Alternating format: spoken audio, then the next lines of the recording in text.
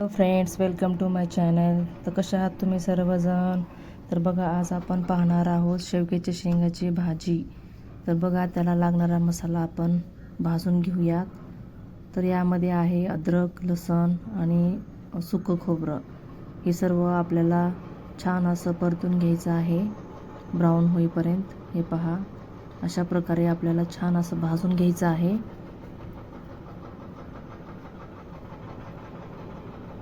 आणि दुसरीकडे आपल्याला कांदा आणि टोमॅटो हे दोन्ही पण असंच आपल्याला थोडंसं ब्राऊन होईपर्यंत परतून घ्यायचं आहे.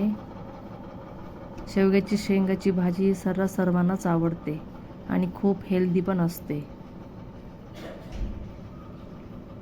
हे पहा, टोमॅटो तुम्ही तुमच्या शेंगाच्या प्रमाणे हे सर्व साहित्य घेऊ शकता, म्हणजेच तुम्ही कमी जास्त करू शकता. हे पहा, असं छान असं परतून घ्यायचं आहे, थोडंसं मऊ होईपर्यंत टोमॅटो वगैरे, आणि कांदा पण ट्रान्सपरंट होईल असं इथपर्यंत आपल्याला परतून घ्यायचं आहे. हे पहा, आपलं झालेलं आहे. हे पहा, छान असं टोमॅटो मऊ आणि कांदा पण ट्रान्सपरंट असं झालेलं आहे. तर आपल्याला हे सर्व साहित्य मिक्सर करून घ्यायचं आहे, थोडंसं मोठाड असं. आणि त्यानंतर मी कढई तेच यूज करत आहे, ज्याच्यामध्ये मी हे सर्व मसाले भाजून घेतलेले आहेत. तर पहा, हे सर्व साहित्य आपल्याला यामध्ये टाकून छान असं परतून घ्यायचं आहे.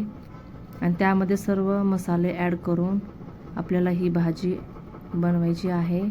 तर पहा, फायनली आपली भाजी रेडी आहे.